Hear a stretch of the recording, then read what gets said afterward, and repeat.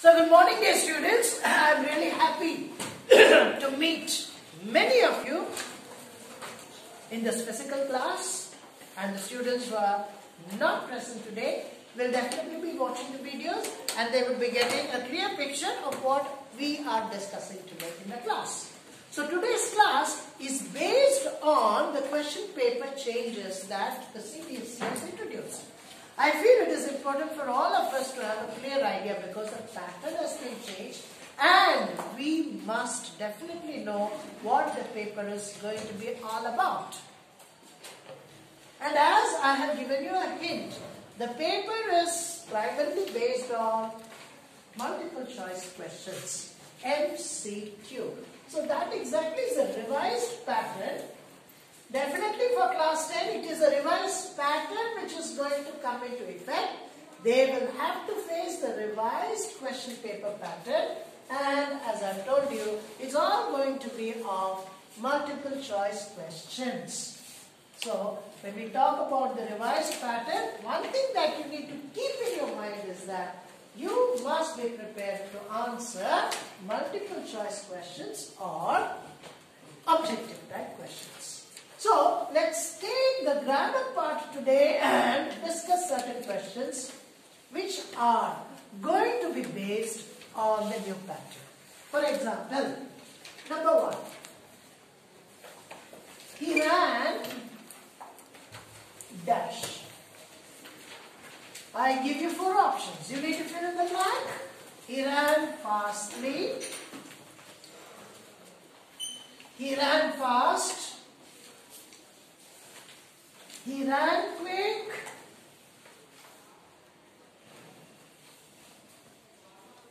None of the above.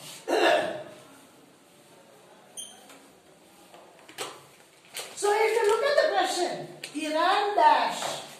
The options are 4. Option A is fastly. Option B is fast. Option C is quick. And option D is none of the above. Which one of these answers do you think is the right one? Any guess? Option A. Do you think option A is right? Or B? Or C? Or D? A. That is fastly, right? Yes, sir. Now let me tell you, there isn't a word as fastly. It doesn't exist in the English language. This has been discussed very often. In all the classes that I teach, I have discussed this point. Please remember, we don't have a word in the English language as fastly. What we have is fast, quick. Of course, it is there in the English language. And you must choose the best answer. He ran quick. No.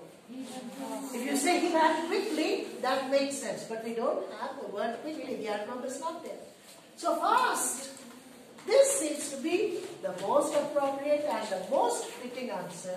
Therefore, I fill the blank with fast. Fast is an adverb here. How did he run? He ran fast. So it's perfectly matching. So the right answer, the right option is fast. Now take down some of the questions which I have been taking. Number 2.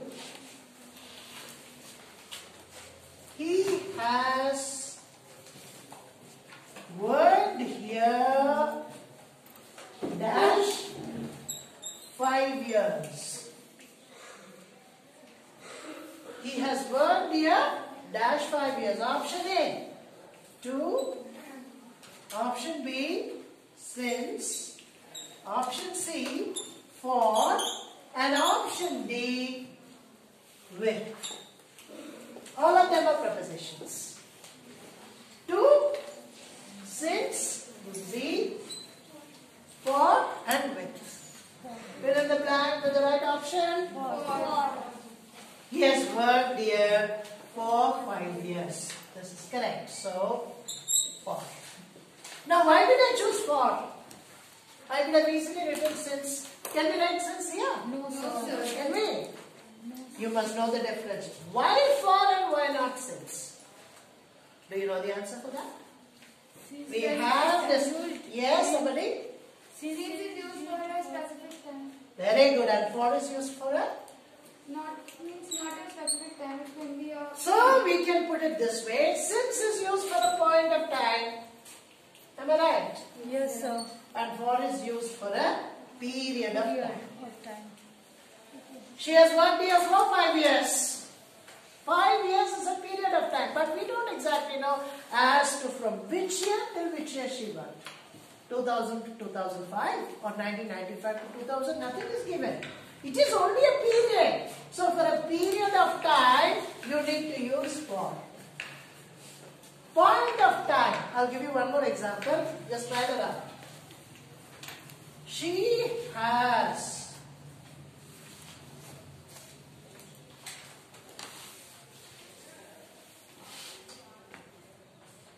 worked here dash January last. She has worked here dash January last. Number 1. Option A for. Option B since again. Option C is to. Option D is with. Which do you think is the right answer? Since. So why did I use since? Because January last is a point of time.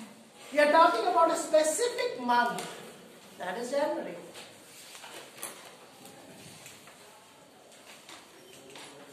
Right? So I hope now you are able to get a clear picture. Questions will be based in this manner. These are the kinds of questions that you will be getting in class 10. And if the CBSE wants it for this year, for class 9, this is a pattern. So, we have discussed 3 questions. And all the 3 questions are based on what? Prepositions. So, you might get if there are 10 questions, let us say. Out of 10, there might be a question based on preposition. It is not only preposition, tenses as well. Tenses will be tested, prepositions will be tested, parts of speech will be tested. What are the parts of speech? Adjective, adverb, noun, pronoun, you know that, right? So, every part of speech is going to be tested in this manner. So, when you attempt multiple choice questions, care should be taken that you choose the correct answer. If it is right, you get the full mark. If it is wrong, you lose the full mark. If it carries 1 mark, you either get 1 mark or you lose 1 mark. If you are correct, it's full. If you are wrong, it's nothing. So, there is no chance of considering your answers here. You have to give the right answer. That's all. And for that, you have to manage your time. You have to be very quick. And you must be thorough. If you do not have an in-depth knowledge, or if you are not thorough with the rules of grammar, parts of speech, you cannot attempt this. So you have to practice. It's a question of practice. Grammar does not come overnight. You have to kind of work hard and hard at it. Okay? Alright. Now, I'm going to give you some more questions, but not related to prepositions, but tenses. Let's see how good you are in your tenses. Are you good at tenses?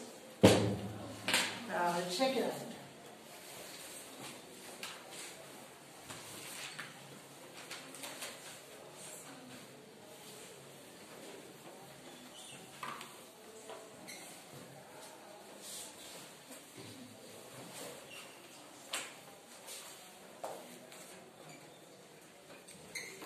Sentence.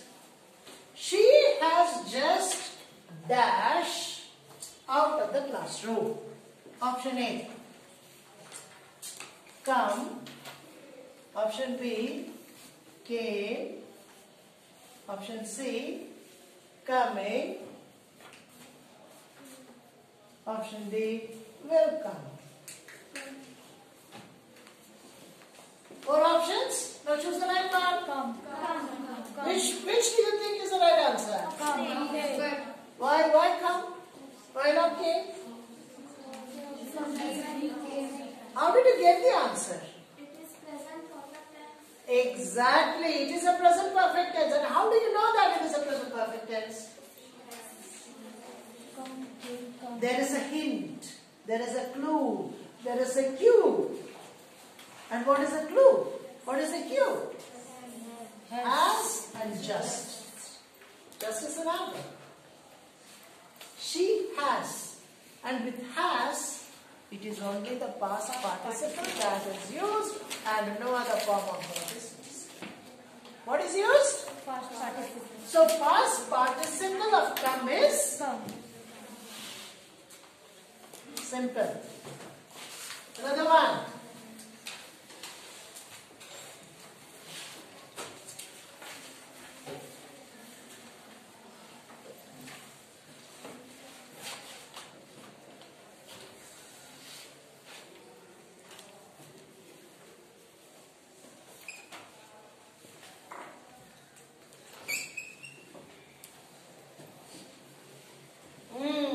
A little tougher this time. A. Apologize. B. Am apologizing. C.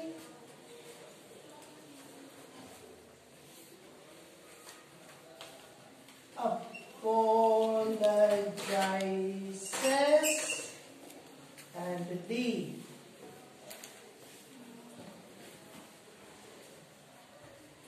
When apologizing. Option C. Option A is apologize, B is I am apologizing, then C is apologizes, and D is will apologizing. Which do you think is the right one? Option A. Option A. Yes, sir. Why option A? Why option A? Why don't you say I am apologizing? Do you think it is wrong? Anyone? I am apologizing. Do you think it is wrong? Not sure. You see, there are certain words, listen carefully, there are certain words which cannot be used in the continuous form. There are certain words, or you can say certain verbs, which cannot be used in the continuous form. They are used only in the simple present form. And apologize is one of them. I believe in God. Correct. But you don't say I am believing in God. So apologize, believe. I accept what you say. Correct. I am accepting what you say. I accept your terms and conditions. Correct. I am accepting your terms and conditions. Wrong. Absolutely wrong. So, you must know which are the words that are always used in the present simple. Apologize is one, believe is one, another one, accept is one, deny is one, agree is one, acknowledge is one.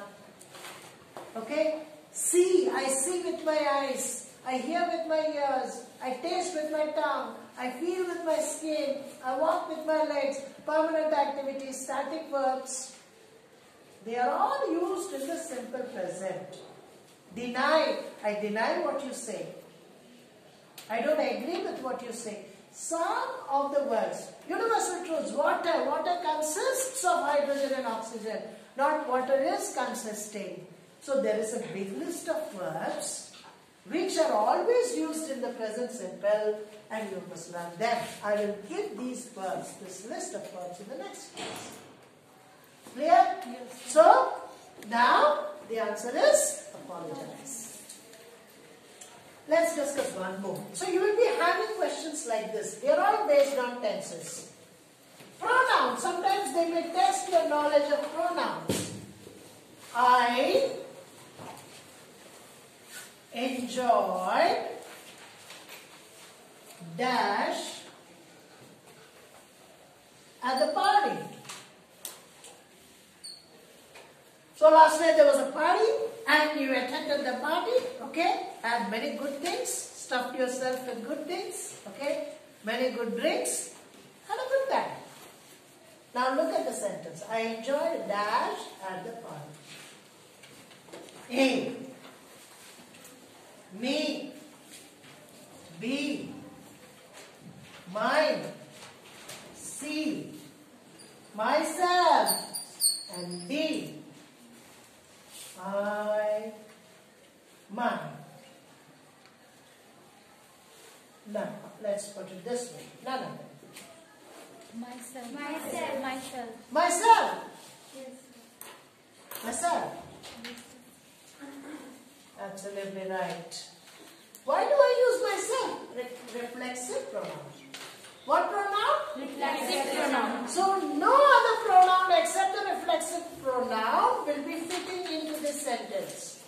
So you must know the kinds of pronoun and the case of pronoun. For example, I is in the subjunctive case. I went to the party. Me went to the party is wrong. He asked me a question is correct.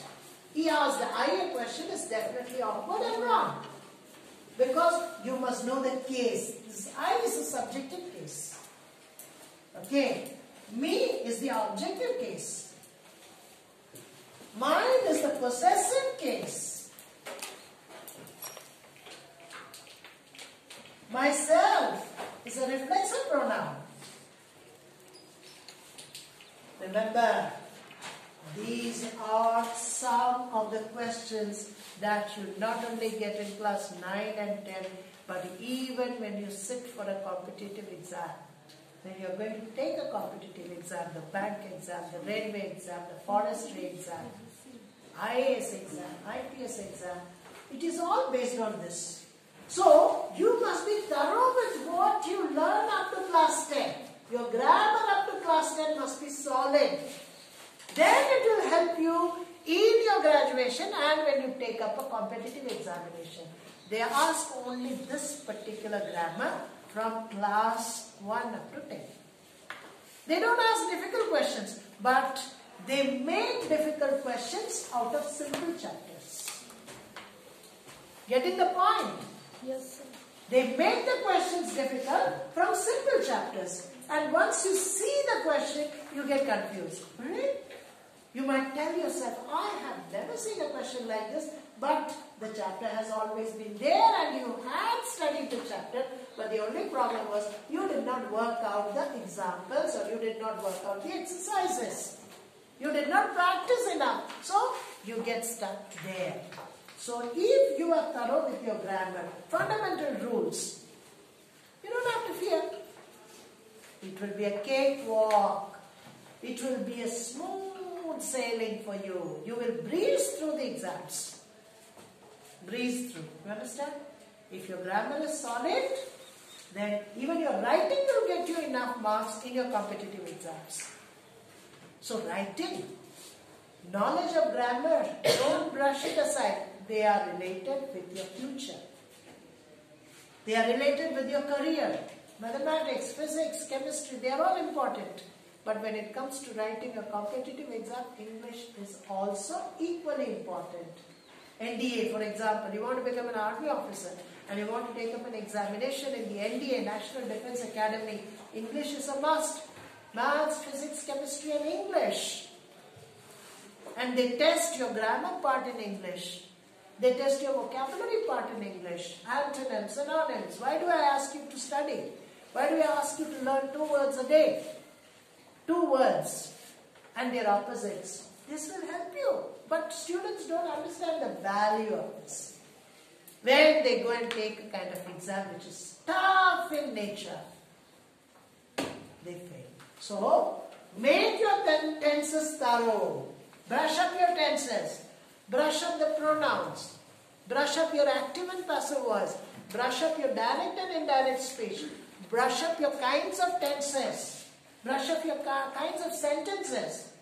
Assertive sentence, exclamatory sentence, imperative sentence, interrogative sentence, optative sentence. These are the kinds of sentences that you have to make yourself familiar with. From now, it's not too late. by class 9. When you are in class 9, it is expected of you to be thorough with all these chapters in grammar. And if you are not, it is high time you flip the pages or turn the pages of your grammar book and do some real work. Many of the students who pass out with very, very good marks, I am telling you, take my word. Many students who pass out from the engineering college with excellent marks, 95, 96, 97%, they don't get a job. Why? They cannot write correct English and they cannot present a topic in fluent English. They don't know. Because they are weak in their grammar. English is not taught in engineering college. Only during the first year you have some English and after that it's finished. Then you focus on your core subject. So, English is left out. They are not strong enough. And those who are strong enough in English, they breeze through all the interviews. So, what do the interviewers look for? They look for your fluency. They look for your presentation skills. They look for your communication skills. They look for your standard and strength in grammar. And some companies, they recruit candidates based on the knowledge of their English grammar. There is a separate paper, test in grammar. So first, they conduct an entrance test. Second, a separate English test. Then, they have a group discussion. And then, they have a face-to-face interview, the last round. So before you reach the last round, you must clear all these rounds. And among the rounds is a paper which tests your English knowledge. Very important. Keep that in mind. Okay, so strengthen yourself. Brush up your grammar. Strengthen your grammar. Strengthen the formulas. Strengthen yourself by reading the formulas, applying the formulas, working out a lot of exercises. Have a good grammar book. Raymond Murphy is a good grammar book. Leonard Martin is a good grammar book. Pearson English Grammar is a good grammar book. Oxford English Grammar, the real Oxford English Grammar. These are all some recommended books. Tell your parents to buy these books and you start working it. I have so many grammar books with me. You come to me, I'll give you the names, you buy. And then you start working out. If you do not do any extra work, if you do not take any extra initiative, don't expect to become a master in English. Because the syllabus that we have doesn't give you enough. It does not give you enough English. For that you need to do some extra work. And as our principal always says, you have to walk that extra mile. And what do you mean by walking the extra mile? Learning grammar by yourself. Self-study. Working out. Raymond Murphy, 3 levels of grammar books. First level, primary level, intermediate, and then college level, advanced. Get all the 3 books and start working. Okay? Right. So, pronouns. Right? Now look at this sentence. Something very different.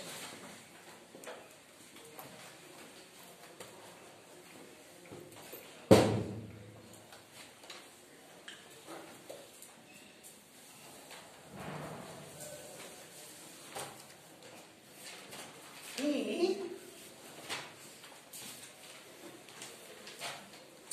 reflected upon his childhood days.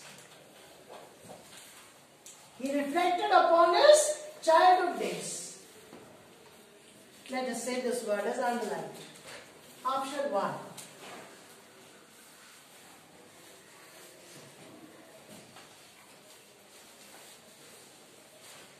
He was thinking of his future.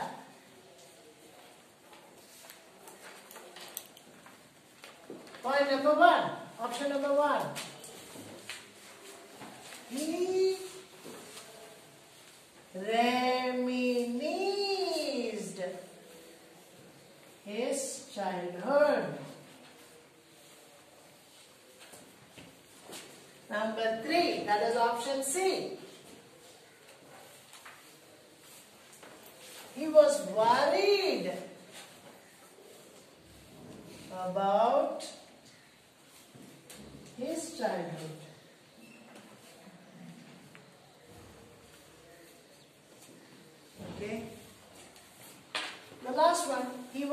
to become a child again.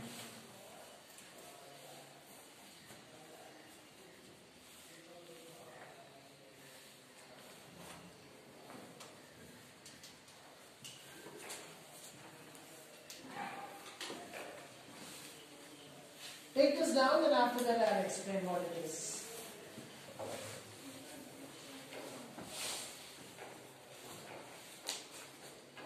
Done? Now look at this style. Look at the style of question. Look at the style. He reflected upon his childhood days. Reflected upon. This is underlined. So, the given options have something to do with this word. That is a clue. The given options, they have something to do with the word that is underlined. So he reflected upon his childhood. What does it mean? He was thinking of his future. Thinking of his future. What am I going to do in my future? Is it that? He reminisced his childhood. What does this word reminisce mean? Now again a difficult word has come in. So if you don't know the meaning of this word, then you cannot answer this vocabulary. So from this it's very clear that this is a question that is trying to test your vocabulary. This is a question that is trying to test your vocabulary. So what is the meaning of reminisced? Find out. He was worried about his childhood. Worried, my childhood was not at all good. Was he saying that? There is no negative meaning coming with that. He wanted to become a child once again. Does it mean that? No. Option B. So, there is some hint here. Now, to make this hint clear, you must know the meaning of this. Reminisce. Think about the past. So, what does this word mean? Reminisce. Think about the past. So, about the past. So, this would be definitely the option. These are the kinds of questions, again I am telling you, that you are going to get in your competitive exam. They will test your vocabulary by giving this. Clear? So one question related to this.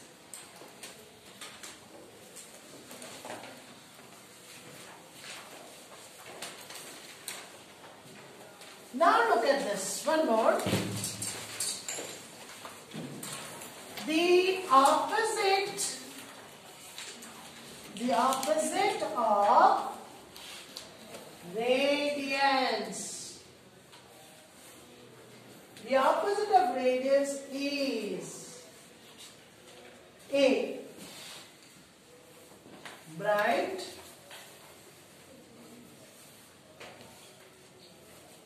B, dull,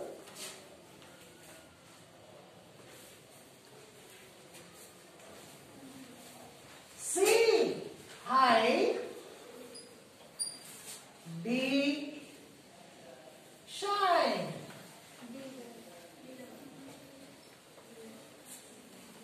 Do you understand? 4 options. What is the word? Radiance.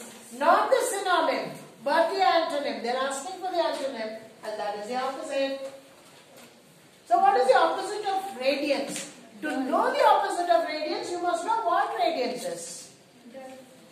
What is the meaning of radiance? Her face is radiant today. Radiant like a rose. Shining, okay. Shining, right. So what is the opposite of shining? Dull. Very good. So this is it. Opposite of radiance is dull. There might be questions to test your vocabulary. This is again a vocabulary test. Do you understand?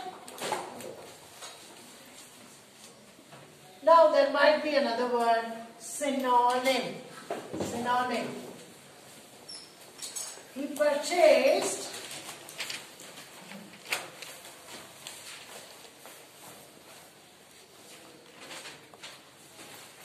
or let me put it this way.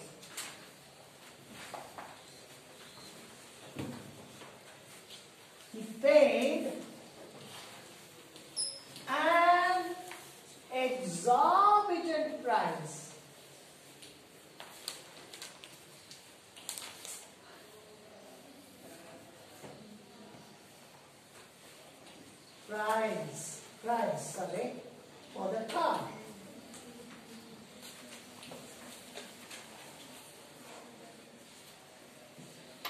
Exorbitant. E-X-H-O-R-B-I-T-A-N-T. He paid an exorbitant price for the car. Option A.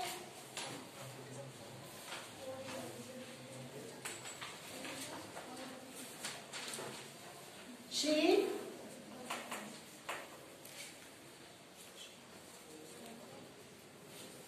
Costly.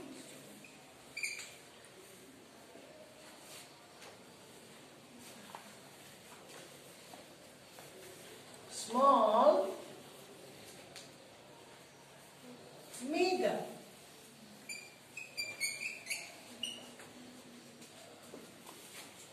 He paid an exorbitant price for the car. What is the meaning of exorbitant? Cheap, costly, small, meager. Meager means a very small amount. He paid an exorbitant price for the car. So, what is he? What exactly was the question? Opposite, right? Opposite or meaning? Synonym. So paid an exorbitant. I'll give you one more option here. Moderate. Synonym for exorbitant, meaning for exorbitant. 5 options. Which one will you choose? Costly. Exorbitant means costly. So you will have a question testing your vocabulary skill. Synonyms, antonyms, okay? Rephrasing the sentence, finding the similar sentence. They are all part of this question.